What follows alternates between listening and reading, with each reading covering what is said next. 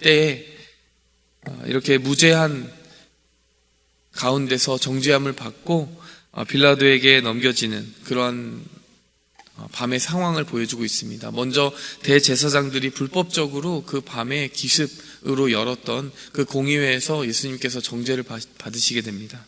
그리고 나서 빌라도에게 넘겨주는 그 상황이 이어지게 되는 것이죠.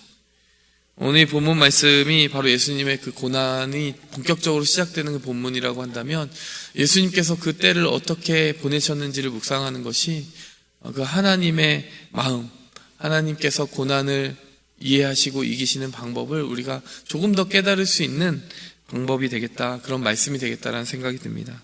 첫 번째로요, 예수님께서는 그 어둠의 때를 기도할 때로 삼으셨기 때문에 그 순간들을 이겨나가실 수 있으셨습니다. 오늘 보니까 1절 말씀에 새벽에 모든 대제사장과 백성의 장로들이 예수를 죽이려고 함께 의논했다라는 그 부분이 눈에 띕니다. 특별히 새벽에라고 하는 그 단어에 눈이 가게 됩니다.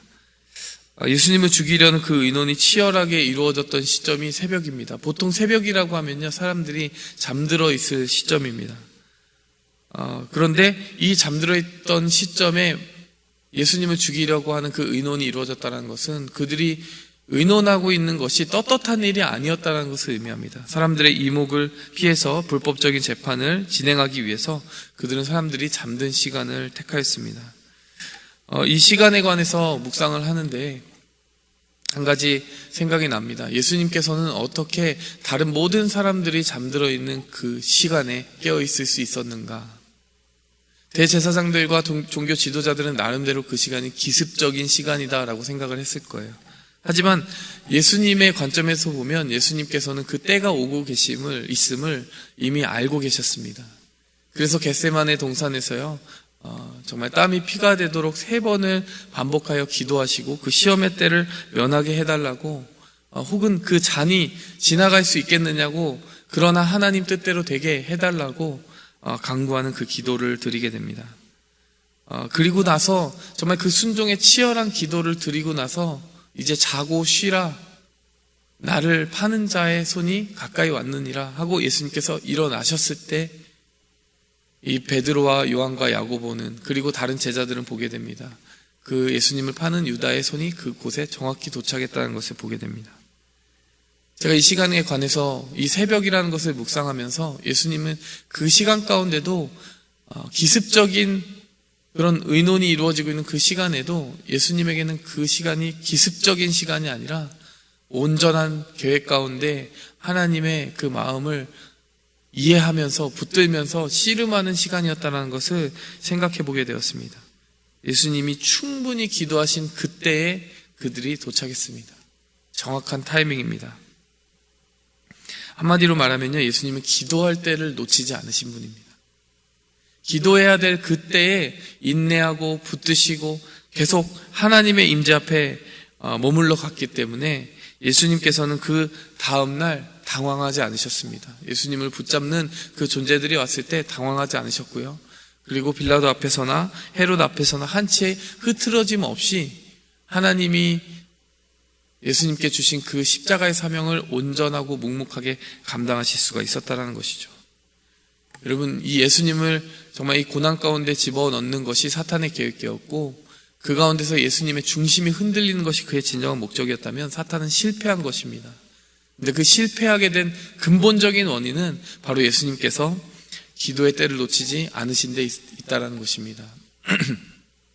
예수님뿐 아니라요, 우리가 어쩌면 더더욱 많은 시험과 영적인 고난 가운데 노출되어 있을 수도 있을 거예요. 왜냐하면 우리는 더 연약하기 때문에 사단에겐 빈틈이 너무나 많이 보이는 것이죠. 예수님께는 도저히 간신히 찾아야 되는 그 틈이 우리에게 너무나 많이 보이기 때문에 사단은 끊임없이 우리를 시험하려 들지 모르겠습니다. 근데 그 영적 전쟁의 승리의 비결이 무엇일까요? 사탄보다 한 발 더 앞서서 기도하는 것입니다. 그 체포조들이 도착하기 전에 앞서서 깨어 기도하셨던 것처럼 우리도 그 시험이 다가오고 있는 것을 본다면요, 그것을 그냥 지켜만 보고 있는 것이 아니라 한 발자국 더 앞서서 기도로서 그 시험을 이길 준비를 미리 해 놓아야 되는 것입니다. 예수님은 이처럼 항상 어떤 시험이 올 때 한 발자국 앞서서 기도로 엎드리는 분이셨습니다. 여러분, 우리가 이 타이밍을 본받아야 됩니다. 반면에 예수님의 제자들은 그 타이밍에 대해서 조금 무지한 면이 있었습니다. 누가복음 22장 45절을 보면 기도 후에 일어나 제자들에게 가서 슬픔으로 인하여 잠든 것을 보시고, 바로 이 장면은요, 겟세마네의 기도가 치열하게 드려지고 있는 그때에 제자들이 잠들어 있었다라는 것을 보여주는 본문입니다. 예수님께서 기도하고 나서, 열심히 기도하고 나서 제자들이 가봤더니 잠들어 있는 거예요. 그런데 다른 본문에 보니까요, 그들이 어떻게 그 예수님의 부탁을 듣고도 이렇게 3번이나 정말 예수님께서 치열하게 기도하시는 그 순간에 그들이 잠들어 있을 수 있었는가? 마가복음 14장에 보니까 그 겟세마네 장면이 더 자세히 드러나 있습니다. 22장 45절에 드러나 있습니다. 누가복음 22장 45절에 제자들에게 가서 슬픔으로 인하여 잠든 것을 보시고, 슬픔으로 인하여 잠든 것을 보시고, 여러분, 그들 가운데요 슬픔이 있었다라는 거예요. 예수님께서 하신 말씀들로 인하여 근심함이 있었다라는 것입니다. 여러분, 우리가 때를 어떻게 하면 놓치지 않을 수 있습니까? 우리를 감정적으로 짓누르는 디프레션이 찾아올 때 사탄은 그 기회를 정말 치열하게 파고들어서 우리가 기도할 때를 놓치는 그런 어떤 지렛대로 사용하려고 할 수 있을 것입니다. 여러분, 성도님들의 삶을 살다 보면요, 여러분, 세상에서 이런저런 시험을 받고 사람들로부터 상처를 받는다든지 그러면 우리가 감정이 슬픔 가운데 잠기게 되는 때가 있습니다. 그때가 바로 사탄이 타이밍을 뺏으려고 하는 정말 장난을 치고 있는 때라는 것을 우리가 기억을 해야 됩니다. 예수님께서는 전혀 다른 모습으로 그 슬픔의 때를 이기셨어요. 마가복음 14장 32절에 보니까요, 겟세마네라 하는 곳에 이름에 예수께서 제자들에게 이르시되 내가 기도할 동안에 너희는 여기 앉아있으라 하시고 베드로와 야고보와 요한을 데리고 가실새 심히 놀라시며 슬퍼하사. 여러분, 제자들도 똑같이 겟세마네에서 슬퍼했고요, 예수님도 똑같이 슬퍼했습니다. 그런데 그 슬픔에 짓눌려서 잠기고 잠들게 된 것은 제자들이었어요. 근데 예수님은 똑같은 슬픔의 때를 보내고 있었고, 예수님은 심지어 놀라시며 슬퍼했다라고 그 본문에 묘사가 되고 있지만, 예수님은 그 슬픔 때문에 짓눌려서 기도의 때를 놓친 것이 아니라 오히려 그때에도 깨어서 한 발자국 더 앞서서 사탄보다 앞서서 기도했다는 것이죠. 여러분, 우리가 그 성도의 복을 온전히 누리기 위해서는요, 하나님의 성령께서 우리를 도우사 그 시험의 때를 이렇게 한 발자국 앞서서 이겨나가게 해달라고 기도해야 될 것이고요, 무엇보다 우리가 그 때를 놓치기 쉬운 슬픔과 낙심과 혹은 배신감과 좌절의 때가 가까이 오면 올수록요, 우리는 기도 안에 깨어있을 수 있도록, 그리고 우리의 자연적인 자아가 계속하여 그 우울감에 의해서 지배당하는 것을 기도로서 저항하기 위하여서 끊임없이 주님 앞에 머물러야 될 것입니다. 우리의 연약함은 우리가 어떻게 면역될 수 있는 것이 아닙니다. 끊임없이 우리가 기도의 백신을 맞고 그 때를 이겨나가기 위해서 애써야 될 것입니다. 두 번째로 이 본문 말씀이 보여주는 것은요, 기도에도 때가 있지만 회개에도 때가 있다는 것입니다. 오늘 본문 말씀 3절에 보니까 유다가 그의 정죄됨을 보고 뉘우쳐 은 30을 대제사장들과 장로들에게 도로 갖다 주었다. 가룟 유다가 이렇게 뒤늦게 뉘우치는 모습을 보입니다. 하지만 이 본문 말씀 전에 유다와 예수님 간의 대화를 보면요, 유다에게 수도 없이 많은 기회의 때가 있었다는 것을 우리는 본문을 통해 알고 있습니다. 너희는 깨끗하지만 다는 아니다. 이 말씀이 얼핏 보아서는 유다를 향하여 하신 말씀이지만 유다만 알아들을 수 있는 말입니다. 너희 중 하나가 나를 팔리라. 이 역시도 제자들은 도저히 알아듣지 못하는 암호화된 말씀이었어요. 이 떡을 적셔서 주는 자가 그니라. 당시 떡을 적셔서 주는 것은 애정 표현의 한 가지로 여겨졌기 때문에 제자들은 그 모습을 뻔히 보면서도 유다가 그 사람으로 지목됐다는 것을 정말 눈뜨고도 모르는 상황이었습니다. 그래도 듣지 않으니 유다를 보시면서 네가 하려는 일을 하라. 이것은 유다가 정말 스스로 깨달으라고, 찔리면 받으라고 정확히 눈을 바라보시면서 지금 네가 하려는 일이 무엇인지 내가 안다라고 말씀해 주신 것이었습니다. 이 모든 상황 속에서 유다의 그 가지고 있는 품은 뜻을 예수님이 알려주시는 동안 예수님은 그것이 다른 제자들에게 드러나지 않도록 배려해주는 모습까지도 보여주셨어요. 예수님은 심지어 그의 발까지 씻어주셨습니다. 그런데 예수님의 그 발을 씻으시는 그 예수님의 눈을 마주치면서도 유다는 뉘우치지 않았다는 것이죠. 그런데 이 마지막에 그 회개의 때를 다 놓치고 나서 지금 이제 와서 뉘우치겠다고 은 30을 던지는 그 모습을 보면 회개에도 다 때가 있겠구나, 이런 생각을 하게 됩니다. 여러분, 우리가 하나님의 반복되는 음성을 들을 때요, 그 음성을 한 번, 두 번, 세 번 지나 보내고 나면 어쩌면 더 이상 회개할 수도 없는 그런 때가 올지도 모르겠습니다. 근데 여러분, 우리 성도들에게는 그러한 어둠의 때가 오지 않습니다. 왜냐하면 하나님께서 우리에게 주신 때는 하나님께서 우리로 하여금 은혜로 엎드리게 할 때 엎드릴 수 있는 능력을 주시고, 돌아가야 될 때 돌아갈 수 있는 능력을 주시는 은혜로서 우리에게 임하기 때문입니다. 여러분, 그 단적인 예가 바로 시몬 베드로의 이야기입니다.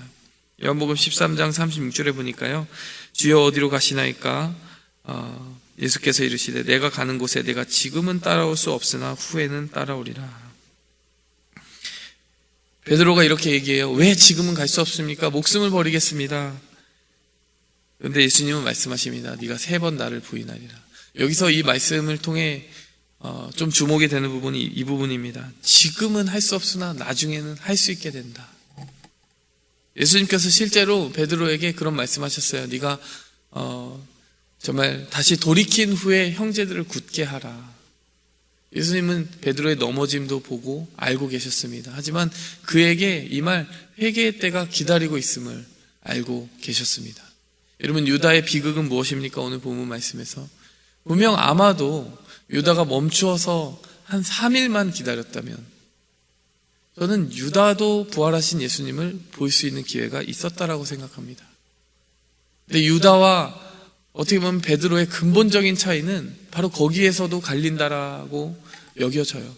물론 유다가 좀 더 적극적으로 예수님을 팔았다라는 것은 그 죄가 훨씬 무겁고 중한 것이죠. 예수님을 부인하는 것과 비교할 바가 안 됩니다. 물론 그 죄의 중함도 있겠지만, 그러나 만일 이론적으로 부활하신 예수님이 오기까지 자신이 회개하고 뉘우치는 시간으로 삼았다면, 하나님의 때를 기다렸다면 유다에게도 그 은혜가 임할 수 있지 않았을까? 여러분, 그의 근본적인 죄는 무엇이냐면요, 모든 삶의 때를 자기가 스스로 주장하고 정하려 했다는 것입니다. 내가 이런 죄를 지었으니 나에겐 은혜가 임하지 못할 거야. 하나님은 나에게 어떤 기회도 베푸지 못할 거야 라고 하면서 스스로 생명을 끊고 그 모든 은혜의 때를 차단하는, 여전히 자신의 때를 자신의 때로 주장하며 하나님께 돌려드리지 못하는 그런 자기 중심적인 모습 속에서 유다는 스스로 자신의 길을 막아 섰던 것입니다. 여러분, 회개에도 때가 있습니다. 그런데 그 회개가 이루어지는 것은 우리가 정직하고 진실해서 우리로부터 말미암는 어떤 열심과 고결함으로 이루어지는 것이 아닙니다. 오늘 본문 말씀 보니까 유다도 베드로도 회개해야 될 그 때가 있었지만 그들 자신의 힘으로 회개한 것이 아니라 하나님이 그 때를 주실 때까지 기다린 사람이 그 때를 받아 누리게 된 것이에요. 우리 전부 다 회개해야 되고요, 그 회개의 때를 기다리기엔 연약하지만 하나님의 그 때를 기다리는 사람이 복이 있습니다. 유다와 같이 그 때를 정말 차단하지 않는 것이 정말 우리가 하나님 앞에 나아갈 겸손의 모습인 줄 믿습니다. 말씀을 맺겠습니다. 우리가요, 하나님 앞에 이 사순절을 보내면서요, 그 때에 대한 감각을 회복하고 붙들었으면 좋겠어요. 기도할 때가 있습니다.